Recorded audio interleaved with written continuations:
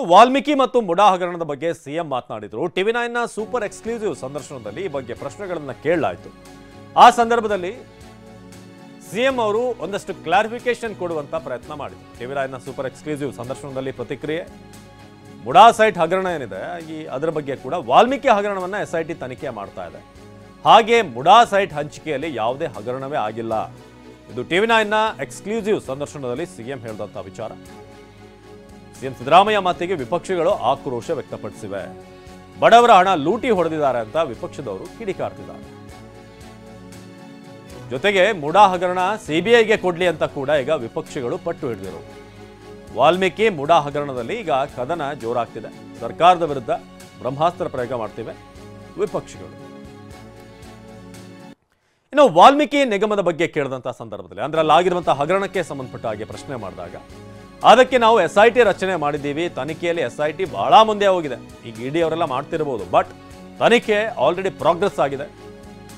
SIT ಬಹಳ ಮುಂದೆ ಹೋಗಿದೆ ಅಂತ ಟಿವಿ 9ನ ಸೂಪರ್ ಎಕ್ಸ್ಕ್ಲೂಸಿವ್ ಸಂದರ್ಶನದಲ್ಲಿ ಸಿಎಂ ಹೇಳಿದರು. SIT ಅವರು ಸಮರ್ಥವಾಗಿ ಈ ಒಂದು ತನಿಖೆಯನ್ನ ನಡೆಸ್ತಾ ಇದ್ದಾರೆ. ವಾಲ್ಮೀಕಿ ಹಗರಣ ಅಥವಾ ನಿಗಮದಲ್ಲಾಗಿರುವಂತಹ ವ್ಯವಹಾರಕ್ಕೆ ಸಂಬಂಧಪಟ್ಟ ಹಾಗೆ ಬಹುತೇಕ ತನಿಖೆ ಆಗಿರೋದ್ರಿಂದ ಇಲ್ಲಿ ED ಅಗತ್ಯ ಇಲ್ಲ ಅಂತ ಕೂಡ ಹೇಳಿದ್ದಾರೆ. ನಿಮ್ಮ ಒಪಿನಿಯನ್ ಏನು ED ಬಗ್ಗೆ ಅಂತ ಕೇಳಿದಾಗ, ED ಈ ಒಂದು ಆಪರೇಷನ್ ಬಗ್ಗೆ ಅಂತ ಕೇಳಿದಾಗ? ಸರ್, ಮೊದಲನೇದಾಗಿ ಈ ಒಂದು ಪ್ರಕರಣವನ್ನು ನೋಡ್ತಾ ಇರೋ ಇತ್ತೀಚಿನ ದಿನಗಳಲ್ಲಿ ವಾಲ್ಮೀಕಿ ನಿಗಮದ ಹಗರಣ ಇದೆ ಸಾಕಷ್ಟು ದೊಡ್ಡ ಸದ್ದು ಮಾಡ್ತಿದೆ. ಇವತ್ತು ಆ ಒಂದು ವಿಚಾರದಿಂದ ಈ ಕಾರ್ಯಕ್ರಮ ಆರಂಭ ಮಾಡ್ತೀನಿ. ಯಾಕೆಂದರೆ ಇವತ್ತಾನೇ ನಾಗೇಂದ್ರ ಅವರ ಒಂದು ಅರೆಸ್ಟ್ ಆಯಿತು. ಈ ಒಂದು ಪ್ರಕರಣ ರಾಜ್ಯ ಸರ್ಕಾರಕ್ಕೆ ಕೆಲವೊಂದು ಕಡೆ ಮುಜುಗರ ಆಗ್ತಾ ಇಲ್ವಾ? ನಾವು ಇದರಲ್ಲಿ ವಾಲ್ಮೀಕಿ ಅಭಿವೃದ್ಧಿ ನಿಗಮದ ವಿಚಾರದಲ್ಲಿ ನಾವು SITಯನ್ನು ರಚನೆ ಮಾಡಿದ್ದೀವಿ. SIT ಈಗಾಗಲೇ ಬಹುತೇಕ ಇನ್ವೆಸ್ಟಿಗೇಷನನ್ನು ಮುಗಿಸಿದೆ. ಬಟ್ ED ಅವರು ಅವರು ಕೂಡ ಎಂಕ್ವೈರಿ ಮಾಡ್ತಾ ಇದ್ದಾರೆ. ಬಟ್ SIT ಅವರು ಭಾಳ ಮುಂದೆ ಹೋಗಿದ್ದಾರೆ ಈಗಾಗಲೇ ಇನ್ವೆಸ್ಟಿಗೇಷನಲ್ಲಿ. ಇದು ಗೊತ್ತಾದ ತಕ್ಷಣವೇ ನಾನು SITನ ಇಮ್ಮಿಡಿಯೇಟಾಗಿ ರಚನೆ ಮಾಡಿದ್ದೀವಿ. SIT ಬಹುತೇಕವಾಗಿ ಈಗಾಗಲೇ ದುಡ್ಡನ್ನು ಕೂಡ ಅದು ಅನೇಕ ಜನರ ಹತ್ರ ಹಂಚಿಕೆ ಆಗಿತ್ತಲ್ಲ, ಆ ದುಡ್ಡನ್ನು ಕೂಡ ಸುಮಾರು 30 ಕೋಟಿಗೂ ಹೆಚ್ಚು ರೂಪಾಯಿಗಳನ್ನು ವಶಪಡಿಸ್ಕೊಂಡಿದ್ದಾರೆ. ಅದು ವಿಚಾರಣೆ ನಡೀತಾ ಇದೆ. ಸೊ ಈ ಹಂತದಲ್ಲಿ ED ಅವರು ಕೂಡ ಕಂಪ್ಲೇಂಟ್ ತಗೊಂಡು ಸುವೋಮೋಟೋ ಕಂಪ್ಲೇಂಟ್ ತಗೊಂಡು ಎಂಕ್ವೈರಿ ಮಾಡ್ತಾ ಇದ್ದಾರೆ. ನನ್ನ ಪ್ರಕಾರ ಈ SIT ಅವರು ಈಗಾಗಲೇ ಭಾಳ ದೂರ ಹೋಗಿರೋದ್ರಿಂದ ಅವರು ತನಿಖೆಯನ್ನು ಸಮರ್ಥವಾಗಿ ನಡೆಸ್ತಾ ಇದ್ದಾರೆ. ED ಅವರು ಏನು ಮಾಡ್ತಾರೆ ಗೊತ್ತಿಲ್ಲ ನನಗೆ, ಐ ಡೋಂಟ್ ನೋ. ಈಗಾಗಲೇ ನಾವು ತನಿಖಾ ಸಂಸ್ಥೆಯನ್ನು ಚಾಲನೆ ಕೊಟ್ಟಿರೋದ್ರಿಂದ, ತನಿಖೆ ಪ್ರಾರಂಭ ಆಗಿರೋದ್ರಿಂದ, ಬಹುತೇಕ ತನಿಖೆ ಮಾಡಿರೋದ್ರಿಂದ ಬಹುಶಃ ED ಅವರು ಇದರಲ್ಲಿ ಎಂಕ್ವೈರಿ ಮಾಡ್ತಕ್ಕಂಥದ್ರ ಅಗತ್ಯ ಇಲ್ಲ ಅಂತ ನಾನು ಅಂದ್ಕೊಂಡಿದ್ದೀನಿ. ಸರ್, ಮೊದಲನೇದಾಗಿ ಇನ್ನು ವಾಲ್ಮೀಕಿ ನಿಗಮದ ಹಗರಣ ನನ್ನ ಗಮನಕ್ಕೆ ಬಂದಿಲ್ಲ, ನನ್ನ ಮತ್ತು ಹಣಕಾಸಿನ ಇಲಾಖೆ ಗಮನಕ್ಕೆ ಬಂದಿಲ್ಲ ಅಂತ ಕೂಡ ಟಿವಿ 9ನ ಸೂಪರ್ ಎಕ್ಸ್ಕ್ಲೂಸಿವ್ ಸಂದರ್ಶನದಲ್ಲಿ ಸಿದ್ದರಾಮಯ್ಯ ಹೇಳಿದರು. ಸಿಎಂ ಹೇಳಿಕೆಗೆ ಸಂಸದ ಬೊಮ್ಮಾಯಿ ತಿರುಗೇಟು ಕೊಟ್ಟಿದ್ದಾರೆ.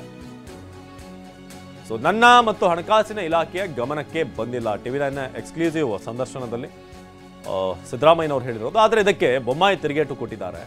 ಇಡೀ ತನಿಖೆಯಲ್ಲಿ ಎಲ್ಲರ ಪಾತ್ರ ಬಯಲಾಗಲಿದೆ ಅಂತ ಕೂಡ ಹೇಳಿದರು. ಹಣಕಾಸಿನ ಇಲಾಖೆಯ ಪಾತ್ರವೂ ಕೂಡ ಗೊತ್ತಾಗುತ್ತೆ, ಯಾರ್ಯಾರ ಪಾತ್ರ ಏನು, ಯಾರು ಎಷ್ಟು ನಿಷ್ಠಾವಂತರಾಗಿದ್ದಾರೆ, ಯಾರ್ಯಾರು ಇದರಲ್ಲಿ ಪಾಲ್ಗೊಂಡಿದ್ದಾರೆ, ಇದೆಲ್ಲದರ ಬಗ್ಗೆ ಕೂಡ ಪ್ರಕರಣದ ತನಿಖೆ CBIಗೆ ನೀಡಿ ಹಾಗೆಲ್ಲವೂ ಕೂಡ ಗೊತ್ತಾಗುತ್ತೆ ಅಂತ ಹೇಳಿದ್ದಾರೆ.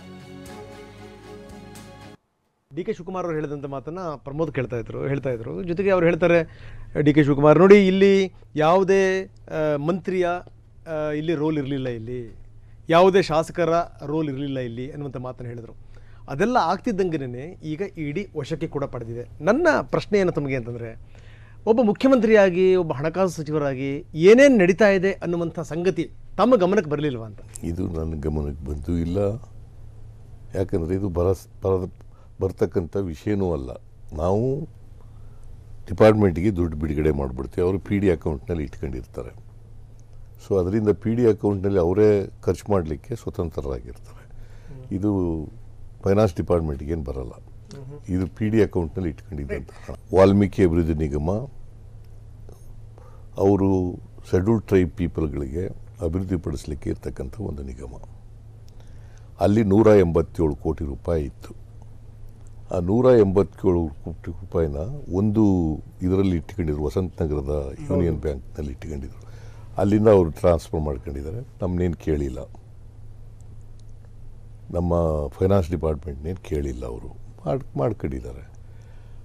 ಆಮೇಲೆ ಅಲ್ಲಿಂದ ಹೈದರಾಬಾದ್ಗೆ ಹೋಗಿದೆ, ಅಕೌಂಟಿಗೆ ಹೋಗಿದೆ.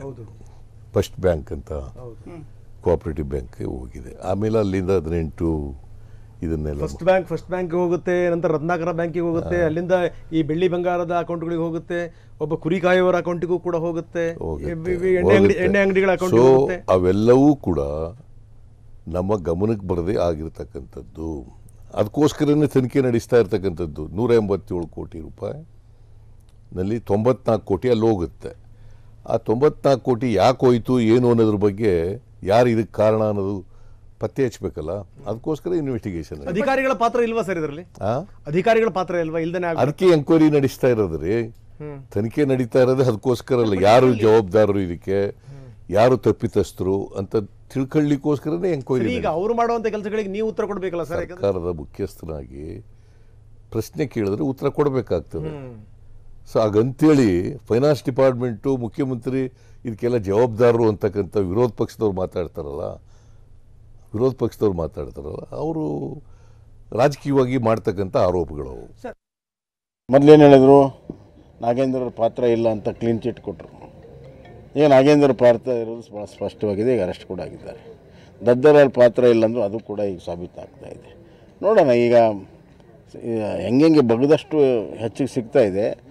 ಬರುವಂಥ ದಿನಗಳಲ್ಲಿ ಹಣಕಾಸಿನ ಇಲಾಖೆಯ ಪಾತ್ರ ಏನನ್ನೋದು ಸ್ಪಷ್ಟ ಆಗ್ತದೆ. ಆವಾಗ ಮುಂದಿನ ತನಿಖೆ ಇಡೀ ತಾನೇ ತೊಗೊಳ್ತಾರೆ.